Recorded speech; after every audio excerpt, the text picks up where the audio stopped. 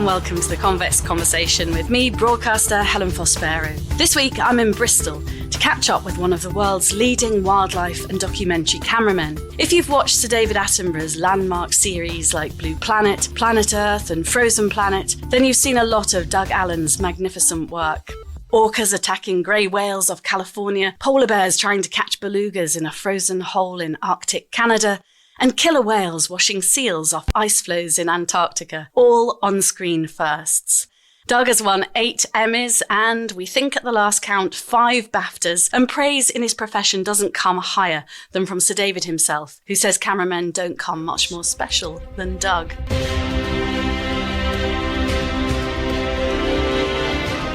I've had the extraordinary luck of working with Doug over many years. There's just no one else who knows these frozen worlds as he does. Doug has travelled the globe, including making more than 60 trips to the polar regions, patiently waiting to capture magnificent moments with some of the Earth's most spectacular creatures, immersing himself in nature and with indigenous tribes, filming underwater, from the air and on the ground. And he's made powerful documentaries about other subjects, including Mount Everest, volcanoes, and the Inuit people, whose lives are wholly influenced by their ancestors' culture and surviving the cold tundra climate they live in. Doug, it is fantastic. I know you're blushing now at the mention of Sir David and BAFTAs and Emmys, but I've loved our exchanges on email. You've sent me so much information, film clips. What an amazing life you've had so far. Yeah, it has been remarkable. It's been a good time to be alive and a good time to be a camera person. I think I slipped into it almost by accident, really. It was a chance meeting with David Attenborough in the Antarctic in 1981, which, when I had just finished 2 winters in the Antarctic, he and his small film crew turned up on our base. They needed someone to take them around the island, take them to best places, so to speak, and that ended up what I did for a couple of days. And working with them over those couple of days, I just thought, this is where I'd like to be. I would like to be that camera person, working in a team like that. It's funny because I've worked with quite a few camera teams since then, obviously, and I'll tell you, some of the teams I've worked with, if I'd met them the first time, I would have been left with a very different impression. But David and the sound man, cameraman, producer, they were just the loveliest bunch of people. They were having such a lot of fun, but clearly professional. And I think they were off to Galapagos after the Antarctic. So it was just remarkably romantic. The job obviously involved all that I had been enjoying up till then. And 3 years later, I was ready to go into it full time, so to speak. So it was luck, and it was a whole lot of things coming together. What a lovely chance meeting, and who'd have thought a chance meeting with somebody who's become such a legend and done so much for the natural world, which we'll talk about later. What were you actually filming when you joined David and his team? Was that when you were doing the Emperor penguins? No, that was after. What happened was I got into diving when I was at school, and that led me to a degree in marine biology, where I decided I didn't want to be a scientist, but I wanted to act as an assistant role for underwater marine biologists. And that led me to various expeditions, went to the Red Sea, dived in Germany, ran a dive school. And then I applied to the British Antarctic Survey because I read in a magazine they employed a diver down in the Antarctic. So I applied for the job and actually failed the interview. Did you? I failed the interview, and I remember I was working at this dive school. On one morning, about 2 weeks after the interview, 2 letters arrived. One from the British Antarctic Survey saying, sorry, no, we're giving the job to someone else. And a second from a group of biologists whom I'd met the year before working in the Red Sea. And they said, we've got another contract, could you come out and join us? So I went out to the Red Sea, was actually in the Red Sea finishing that contract when an unexpected vacancy came up in the Antarctic. So I got a telex this time from the British Antarctic Survey in the Red Sea saying, could I go to the Antarctic? So I decided that I would go from the Red Sea to the Antarctic. And that was my first contract. Really enjoyed myself, came back to the UK, decided I would buy some better camera equipment, went down south and then was supposed to go for 1 winter, ended up being 2 winters because the ship couldn't get in to get 7 of us out for the second winter. Bit of a long story. Anyway, went down for one, got stuck for two, and it was at the summer following the second winter. That was when I met David. Wow. So it was a whole set of weird circumstances. He was filming for Living Planet, which was the second of his big series. He had finished Life on Earth, and now he was doing Living Planet. But back in those days, the Antarctic was a very difficult place to get to, and him and his crew had basically managed to get a month on HMS Endurance, this naval ship. And they were down with Endurance just filming whatever they could on the various landings that Endurance was doing. And Endurance were coming to our base because they wanted to do a new survey of the main harbour, so to speak. And that gave the team 2 days on Signy, our base, and that was where I met them. And then it was after that I got another chance to go to the Antarctic, this time to be a base commander down at a very different place, down at a research station called Halley. And Halley, you'd normally never go there as a biologist because they don't do biology, they do ionospherics. But 12 miles from Halley Base, there was an emperor penguin colony. And I knew we could visit the emperor penguin colony through the winter. So I bought myself a 16mm camera, contacted a producer at the BBC before I went down, and he said, well, if you can get pictures of them through the winter, then bring it to me and we'll see what we can do. And that was really where it started. They are clever, the emperor penguins, aren't they? Yeah, well, what's it like being among them, Doug, and trying to tell the story of how they survive in such brutal temperatures and the emperors are the big penguins, and they're the only ones that breed through the winter.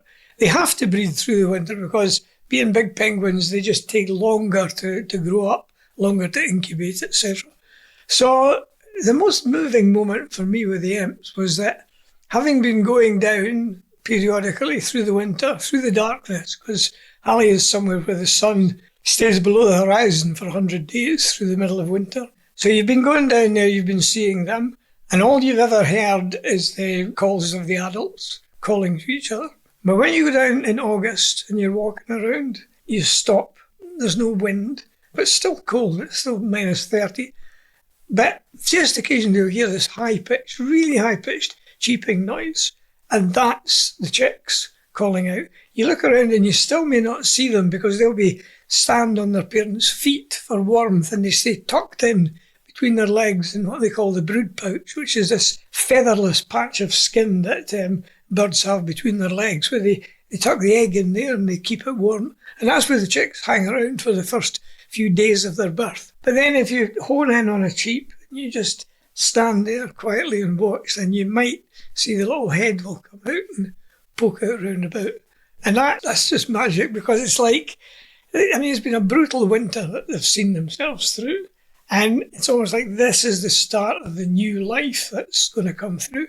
And then to see those same chicks 5 months later, 4 months later, fully fledged, standing up on the ice edge, ready to go to sea, you're just reminded again of this big cycle of natural history that's going on all the time. I'd imagine it's really humbling watching them and filming them like you did. I'm just wondering if you remember what your first impressions were of the Antarctic, because you've gone on to make more than 60 trips to the polar regions. They're obviously areas that you have thrived in and you love, but they're very different to Fife in Scotland. What was your first impression when you got there to this snowy, icy wilderness?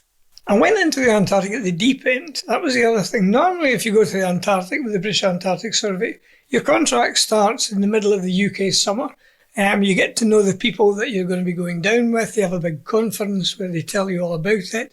Then you travel down slowly on the ship. The ship would leave UK in about October, would sail down to the Antarctic.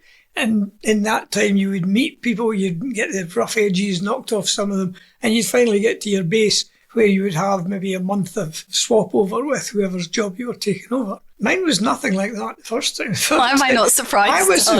I was the last minute replacement for the diver on Signy. So quite literally, I got on the ship in Punta Arenas, bottom of Chile. 3 days later, we were at Signy.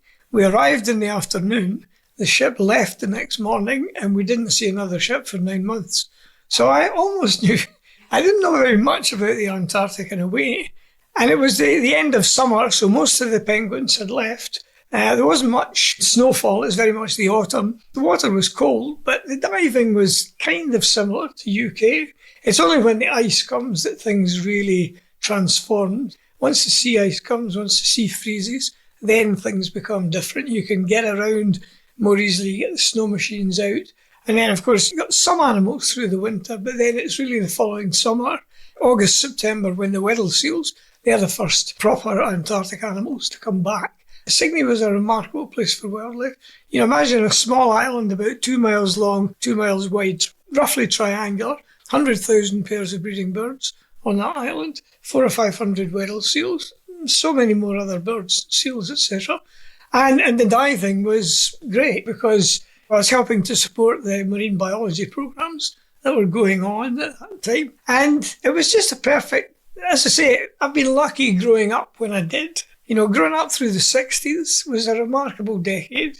You know, we were pushing into space like we'd never done. We were also pushing underwater like we had never done.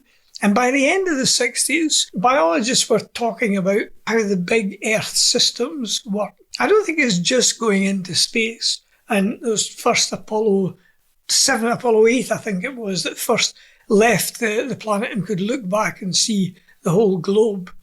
It wasn't just that, but there was this massive ecological movement and awareness of Earth brewing through the 60s.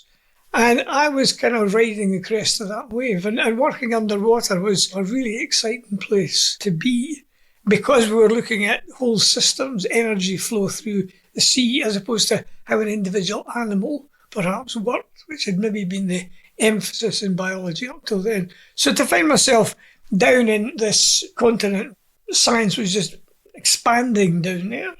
I can't believe, the more I think about it, the more I think how jammy I was to be where I was when I was and to be able to take advantage of what was happening. When I started filming, very little filming done in the poles, very little. And I went in there and managed to pick off some of the cream. It was almost like having Africa to myself with all these great stories, but no one had been there really to do them properly. But when you then get friends with people like Alistair Fothergill, who went on to very great things as a producer, when he raises money for a series in the Antarctic, then it's just a springboard onto more fantastic things. You filmed so many spectacular and beautiful creatures, but I think I've heard you say in an interview that probably the polar bears are your favourite. Yeah. Tell me a bit about the polar bears and the polar magic bears. of what it's like, Doug, to be close to a polar bear. Well, polar bears are, they're big, sexy, charismatic animals, but the edge on them is that they will eat you. And they will. When you're out on the ice, you're in polar bear habitat. And they can be very dangerous. And the closer they are, before you realise they're there, the more dangerous they are. So you want to keep an eye round about, because the best way to stay safe from a polar bear is to see it from a long way away. Because they can see as well as we can, they can hear as well as we can, they can smell a whole lot better. And if polar bear a mile downwind of you will smell you, and if it decides that you are interesting enough to possibly approach like they would a seal, which demands a lot of stalking, then they'll do all that stalking. They'll keep out of sight of you. They'll move from behind one piece of ice to the next. And if you're not careful, suddenly they're there about 50 metres away and you're thinking, how the hell did you get here? And then it's a different situation. But they are just, they're just amazing animals. I still remember the first time that I really got a good view of one. I was out with an Inuit. We were out in March, pretty cold up in the Arctic. And we'd be looking for bears for 2 or 3 days, going out with snow machines. And we really hadn't seen any at all. About 4:30 or 5 in the afternoon, so the sun was beginning to get low, and we just stopped for a last brew up. So he's sorting out the cooker at the back of the sledge, and I'm looking around through the binoculars. Suddenly this bear came out, almost between me and the sun, came out from behind an iceberg. And it was quite a big male, and it was maybe a couple of 100 yards away. It was quite a comfortable distance. Anyway, it came out and it stood there, and you could see the light was coming through the hairs on the back of its neck, and you could see its breath coming out as steam. Wow. It stood there and it looked around and it looked at us for a little bit and then it just ambled off. I've never seen an animal that seemed so absolutely at home in its environment. And we've been out for the last couple of days. We had seen nothing living at all. No birds, no seals on top of the ice, nothing. It's that time of year.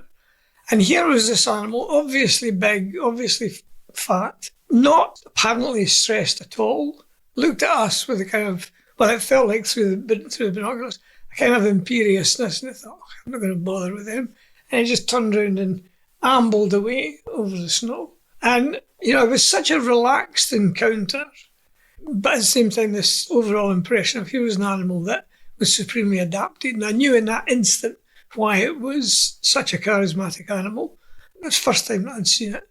I just thought there and then, boy, it would be great to get the chance to see it doing things in its own life, to see how it manages in this so hostile environment. Because all I'm thinking about at that point is hurry up and get this tea brewed and we can get back to the tent. When you're at the poles, Doug, how hostile is the environment for you? Because sometimes temperatures are, you mentioned minus 30, they're lower than that, aren't they? Yeah, they can often. How do you cope with the cold and the conditions? I was lucky that I learned a lot of, I wouldn't call them survival techniques, but I learned what kind of clothes to wear when I worked for BAFTA. And I learned my own limits, which is quite important.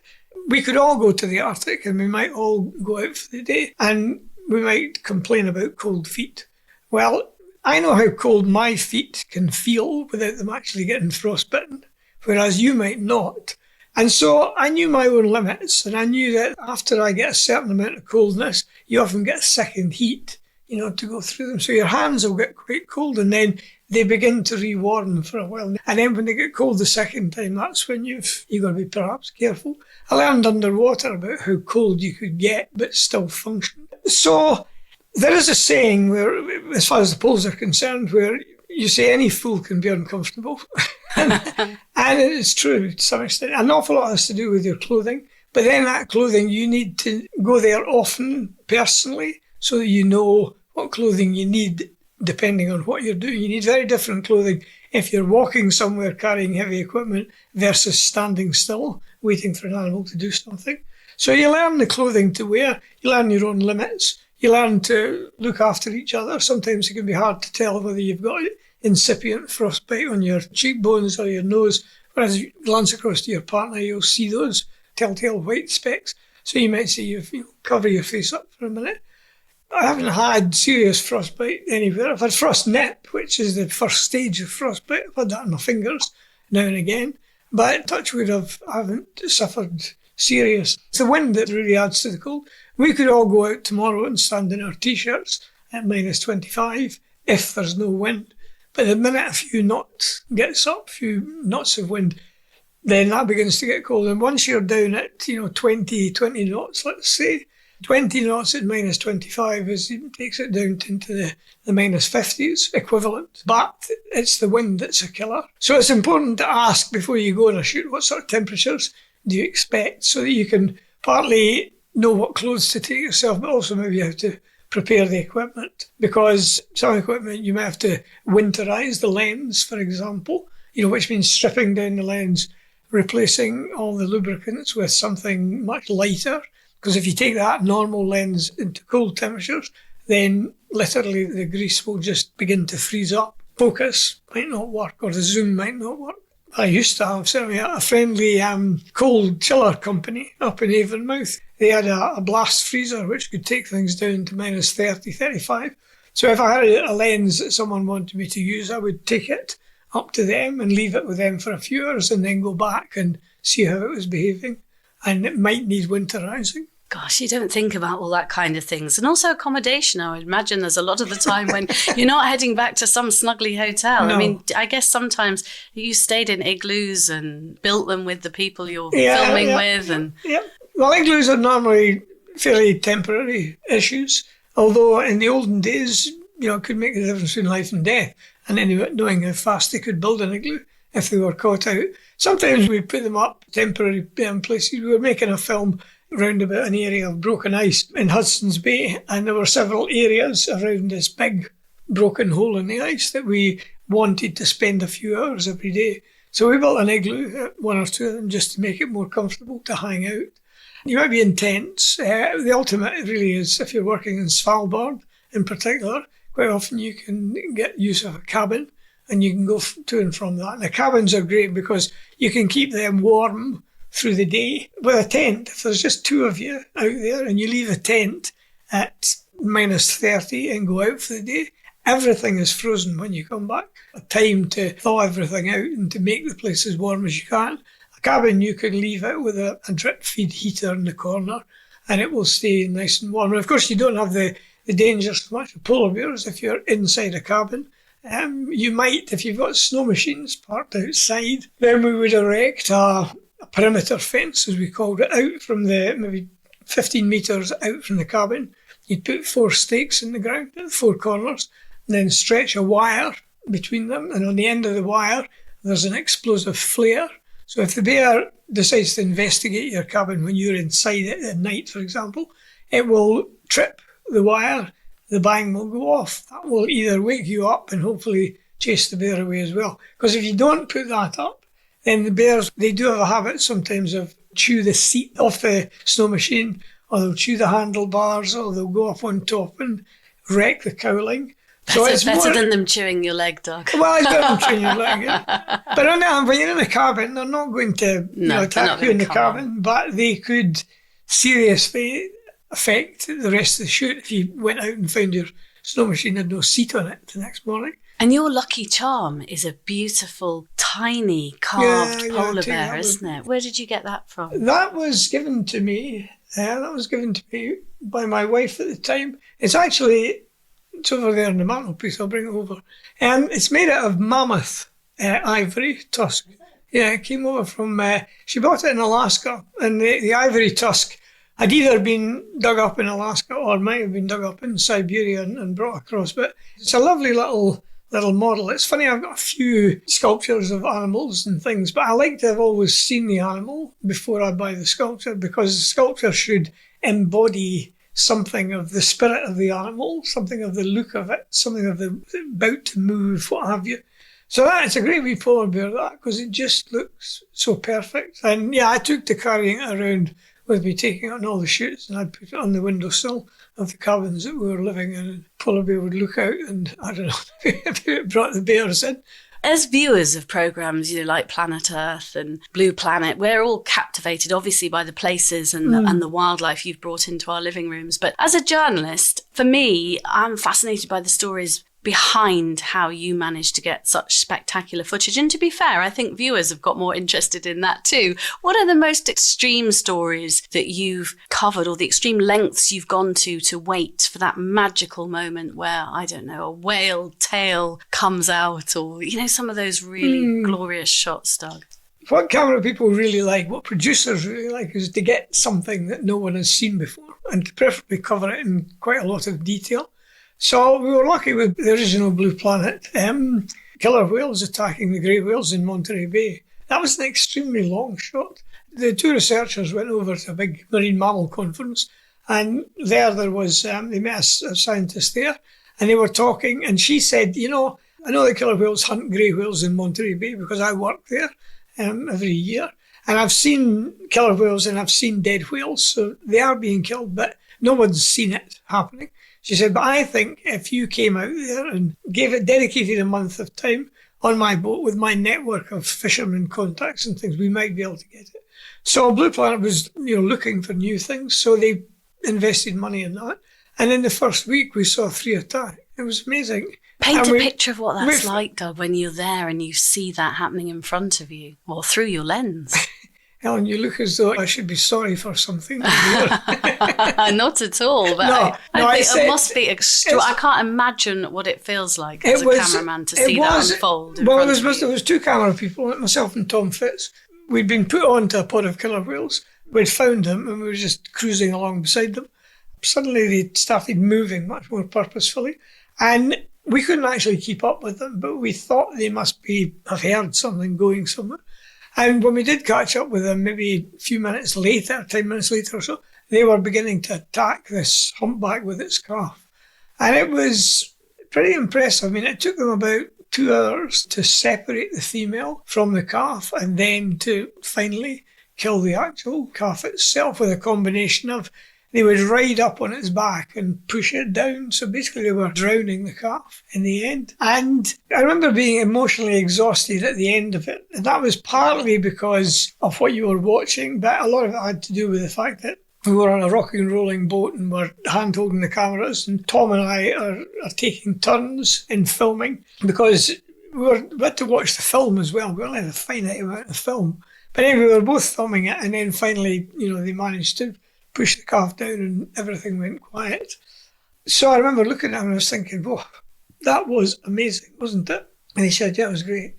And then we had to turn to each other, of course, and say, well, I hope the rushes come out okay. The rushes are the exposed film. Because back in those days, we're filming on film. Of course. So we had no idea of what we'd actually filmed. You couldn't just play it back in the camera. No, you couldn't just play it back. No. In fact, I think in those days, there was concern about film being x-rayed. So you didn't send any film back. You just took it all back, hand-carried it all back to UK. So we knew we weren't going to see it for a while. But we did think, wow, 2 attacks, I think it was, or 3 attacks in the first week. This is great. So we were there for a month. We never saw another attack. We went back next year and we never saw another attack. The reason we wanted to get them to go back and see more was mostly because the attacks that we saw happened not far from shore in not very good underwater visibility. And we knew that they also, some attacks happened further out. And what we were hoping to get was an attack further out in good visibility where we might be able to get some underwater shots of what was going on under there. But we never got it. So that was a case where if we'd known what we were going to do, we could have cut our costs, saved 7 weeks of boat hire and touring around in Monterey Bay, because that was all we ever got. But nature doesn't work like that, does it? Nature doesn't work that way. You could be waiting that months that was a success. On the other hand, when I tried to film the snow leopard for Planet Earth, that was almost nothing. I was out for 2 trips of about 4 weeks each, 5 weeks each. We just weren't getting the sight of them. I think, had a snow leopard in my sights for about 1 hour of one day. And it was asleep 50 minutes of that 1 hour. The best stuff by far came from Mark Smith, who in the meantime had found another location in Pakistan, which was better. So he went out there and he got all the stuff of the pair of them and got the chase along the cliff, etc., etc. That was all Mark's stuff. I think my total was a little shot of a snow leopard walking along a cliff. So sometimes you don't have to get it that way. Other times you look and look and look and look. And the longest one in that case was Doug Anderson and I think it was 2010, we filmed the killer whales washing the seals off the ice floes, which is a fantastic piece of behaviour. I mean, it's spectacular visually. We got the top side of it, we got the underwater side, and we had 2 scientists with us on board who were killer whale experts who were adding all kinds of information while we were watching it. And that was fantastic. I first heard about that behaviour. We shot it in 2010. I heard about that in 1976. And I've been kind of looking for it ever since. Not consistently, but it was always in the back of my mind. Maybe we'll get this. We got it in 76, of all things, because when I was in the Antarctic back then, we were quite friendly over the radio with different bases. And we were quite friendly with an Argentinian base down there. We were so friendly, we used to play international darts tournaments with them over the winter, which demands a lot of trust because you have no idea what the other person's actually scoring. You have to just assume that 100 they got was for real. And whoever won, you would arrange for a barrel of beer or something to get sent down to that base. And in the middle of summer, they said that they had a pack of killer whales working in a channel near them, and someone saw them creating waves to wash a seal off an ice floe. And I remember thinking, whoa, that's pretty impressive behaviour. Talk about that. But then when, I had the chance to go down to on other trips, I would keep an eye out for it. But, it was tough to see a killer whale back in then. There's no doubt that the number of whales generally has actually increased. Anyway, when we did Life in the Freezer, we were kind of looking for that. And we might have seen something of an attack because typically we were in really thick fog one day. And by thick, I mean 50-metre visibility. And we heard all this blowing and splashing, and we tried to follow where it was happening in the fog, but it was difficult. And it was also fairly uncharted, so the skipper wasn't all that keen to go charging into the mist. And then it went quiet, and we thought, oh, what the hell? And then about half an hour later, we found a big strip of blubber floating on the water. So I think that somewhere within audio distance of us, but unseen, there had been a killer whale attack on a big whale. We never actually dedicated boat time to go for it until this series called Life came along. And Life asked me to see if I could get it. And basically, we didn't get it with Life, but we did prove on Life that you could follow killer whales with the boat, and they didn't seem to be too bothered by it. So when Frozen Planet came along and they said, do you think we should try it again? I said yes, but we've got to modify it slightly. We've got to go a different time of year when there's a bit more ice, and we've got to have 2 camera people, properly stabilised cameras, 1 or 2 other things. Anyway, we did it, took all that on board, and came up lucky. Because we did come up lucky, because what we know since about those killer whales is that one thing that was interesting came out of the work that the scientists were doing while we were filming the wave washing. They were putting little satellite tags onto the killer whales, attaching them with a crossbow. Little satellite tags, we attach them on the bottom of the dorsal fin. That dorsal fin on a killer whale is practically pure cartilage. So what I found from one of those satellite tags, because normally they only lasted about a couple of weeks and they were programmed to give positions. What they did find is this one particular pod, which was hunting seals. They would spend a month hunting in the Antarctic. They then swam 2,000 miles north and spent the next month off the coast of Brazil. The water's warmer, so they would burn through the layer of fat that had accumulated in the Antarctic. They'd burn through it a bit, slower. And then they swam all the way back and started hunting again. So you could be looking for that pod of killer whales that does the wave washing. They might be 2,000 miles away. That's extraordinary. And looking through some of your Planet Earth highlights, you had some intimate encounters with whales in Tonga. I think they were humpbacks, weren't they? What happened with the humpbacks? Well, that was another great shoot. We went out to Tonga to get humpback whales with their young calves. And we worked with this amazing Tongan boatman called Lolly, who had worked around whales a lot. And there was just really myself, Sue, my wife at the time, and Lolly, just the 3 of us in the boat. And very soon, Lolly, I knew quite a lot about whales and how to approach them and to take your time. And Lolly just emphasised that. And he would spot a whale and then we'd just potter around it. And from the way the whale's behaving, whether it's slowly it might accept you. On the other hand, it might just not be in the mood and it'll head off. And we had a few occasions where we found this one particular female who was just very, very friendly eventually. And you'd go in the water and just quietly swim over towards her, and she would go up in what they call a spy hop. She'd stick her nose up out of the air. Now, the reason they do that is because when a whale is swimming horizontally, where its eyes are, it can see well underneath it, but it can't see forward. So if it wants to see what's in front of it, it goes up on its nose, and that brings its eyes directly looking forward. So I would approach this whale, and it would quite often spy hop, and I would think, it's me again, don't worry, it's only me. And then she would flop down and relax with her calf. And we just spent lots of time in the water with that whale. And you can recognise individual whales, humpbacks, from the pattern underneath their flukes. When they lift their tail to dive and they show you the underside of their flukes, they've got a very unique pattern of black and white underneath their tails. And thousands of humpbacks have been identified from their tail flukes. And so we knew this particular female, and she wasn't always in the same bay, but when she was, then you knew that you were going to get a good experience.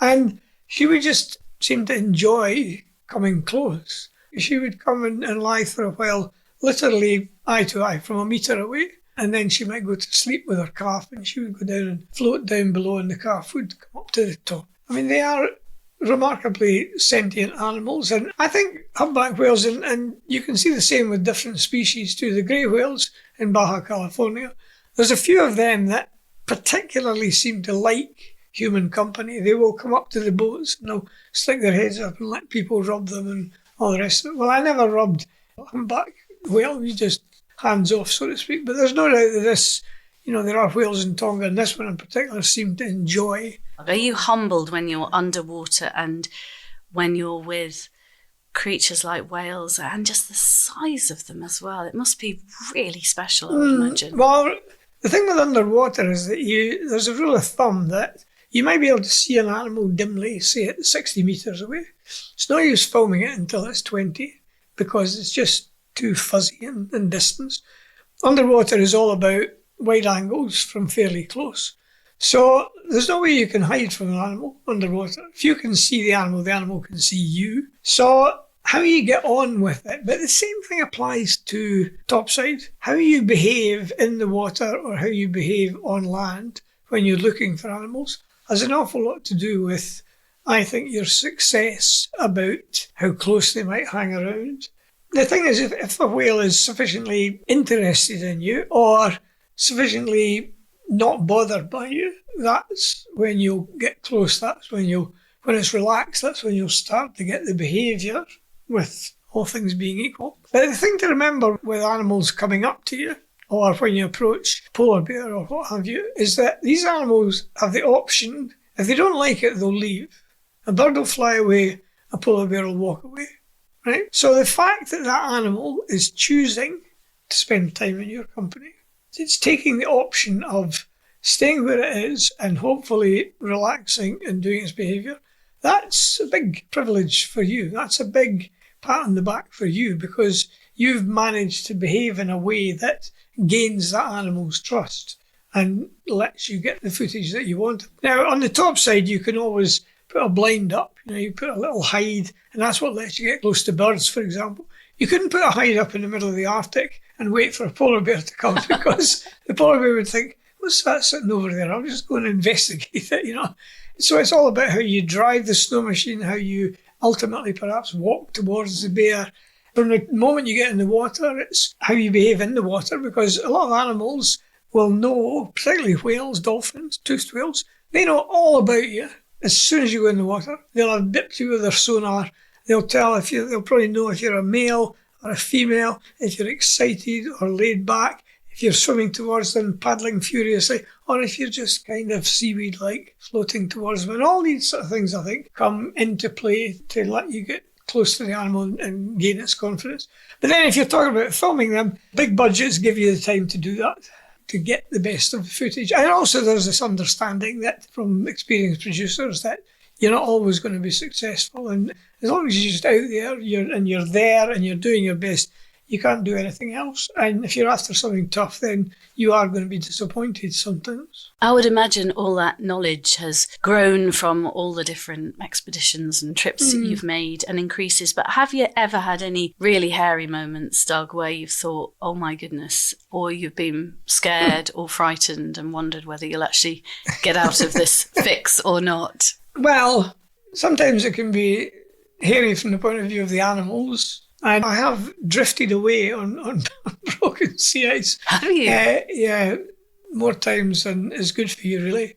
I think I've done it 4 times, something like that. The first time was doing the polar bear special. That was a fairly big ice floe, and when the weather settled in, it was big enough to bring a twin otter down onto it, and we got off that one okay. Second one was a bit smaller ice floe, really, and that again was a helicopter rescue. Oh yeah, it was the 3rd time. That was a helicopter rescue. And the 4th time was we got ourselves back because we were out with someone in it. If you're travelling with experienced people, then usually they know where the danger is going to fall and you end up in the right place on the ice so you don't drift away. And then there's the danger from animals. The classic one was getting grabbed by a walrus. Walrus usually feed on clams on the seabed, but occasionally they'll decide to hunt a seal. And so what they do is they go looking for sleeping seals on the surface, and the walrus will swim around on the surface looking for the little bobbing head of the seal. Then they'll dive down underneath the seal, look up, and you can see it silhouetted against the pale sky. Up they come, they grab the seal and take it down into depths.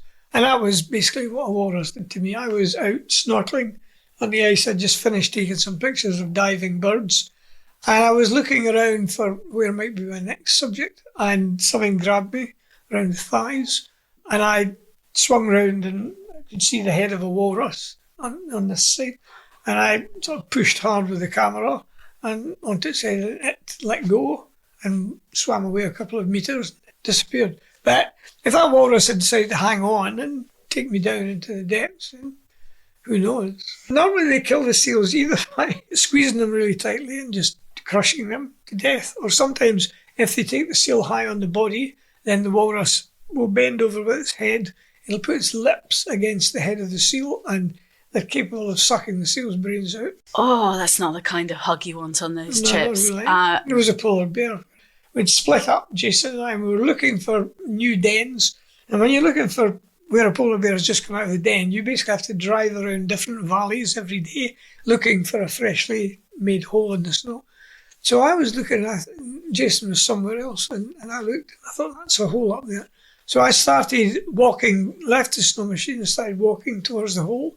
And I was maybe about 100 yards from the snow machine, just with my binoculars around my neck. And I became aware of, out to my left and slightly behind me, there was a polar bear walking along, just do. And I thought, this is not good. And of course, we carried flare guns and things, but I left mine back at the snow machine. So I just slowly did a big loop round to my right and started walking back towards. And the bear was behind me by a few tens of metres. And I remembered another thing. So as I was walking back, I took one of my gloves out of my pocket. It was quite mild to one glove out of my pocket. And I just dropped it on the snow and kept on walking. And that was what stopped it. The bear basically stopped, sniffed the glove, and then turned round and headed off. And I was left okay. Wow. And of course, it's not always wildlife where there's moments of high drama. You also film for Discovery's Everest Extreme. And in your notes, there was brackets, several moments of high drama. Yeah, there was. That was what you call an obdoc. So it's filmed as it happened. It was remarkable, really. The expedition was climbing from the Tibetan side. The advantage with the Tibetan side is that from advanced base camp, you're virtually in line of sight all the way up to the summit. So we had the Sherpas and the key climbers all wired up with GoPros and also sound so that we could record live all that was going on down below. And I was based higher up. I was filming the expedition leader, a guy called Russell Bryce. These are all climbers who've paid upwards of about $60,000 to get the chance to go up Everest. So Russell was based at a lower point on the mountain for the final ascents. And on that day when they actually go for the top, Russell knows how much oxygen they start with. He knows certain points on the route where they should get to by a certain time, etc. And if they're getting through too much oxygen or they haven't got to their spot, he has to tell them, you're going to have to turn around because otherwise you're going to die. You're going to run out of hose higher up or run out of time. And it's pretty hard to turn people around when they're only 1,500 feet off the summit. And there was a pair who wouldn't be turned round, and Russell didn't know what to do about them. And eventually some of our group who'd been up and were coming down, they managed to persuade them to turn around and try again. But that was the expedition where, very famously on the way up, there's a point on the way up the route called Green Boots. And Green Boots is a body that's been there for many years, and most of the body is covered by snow except for his boots. So you can always see Green Boots. So Green Boots is like a waypoint on the way up. And just above Green Boots is a little kind of cave in the rock. And on the way up, the climbers in our group said there's a body at the back of this cave. And Russell said, well, if it's dead, then just carry on. Anyway, on the way down, they discovered he wasn't dead. He was moving. Oh my goodness. But Russell at that point had to make the call. You can't rescue him. He's been up there for at least 24 to 36 hours. We don't have the oxygen, the people, the strength. You're on your way down. If you try to get that, do anything for that guy, then there'll be more fatalities on the way down. So they had to leave him. It's brutal, isn't it? It's pretty brutal. It was especially brutal about 3 weeks later because there was a quite experienced mountaineer who ended up going down with cerebral edema higher up. And he was abandoned by his group. His was a much smaller group. But the other experienced climbers said to leave him behind because the margins for safety are just non-existent up there. So they decided to leave him. He was discovered 24 hours later, kind of stumbling down the mountain lower. So they'd given him up for dead. He managed to survive. So that reignited this whole concern. Could the guy in the cave have been closer to being alive? So it made for dramatic television. Everest is a weird place to be. It's one of the most strangest. It was such a weight of history when you're up there. And you just know that people are going to die on that mountain. You'd meet them at base camp, you meet them at ABC, and the next thing, they'd disappeared. Sometimes nobody knows where. There's no shortage of dramatic stories in your life, Doug, and many more to come, I'm sure. In fact, you've got half a century of stories to tell. So we'll leave it there for part 1, if that's okay, and come back next week for a little bit more. I brought you a litre of Baileys, actually, so maybe we should stop for a little tipple. But is that all right if we split this in two? Not many people get split into 2, but Sir Jackie Stewart was one of them, so you're in good company. You've been listening to part 1 of our 2-part special with award-winning cameraman Doug Allan, the man behind some of the most spectacular footage on programmes like Blue Planet, Planet Earth, Frozen Earth, and many more incredible films and documentaries. Look out for next week's episode for more adventures and a look at climate change. Really looking forward to hearing Doug's experiences and how those poles have changed over the years he's been going, and also talk about the wider crisis that we find ourselves in as a planet. Download and subscribe to our series at convex.podbean.com or search The Convex Conversation. We're on Spotify, Stitcher, Apple and Google Podcasts, or wherever you listen to yours. Thanks for your company.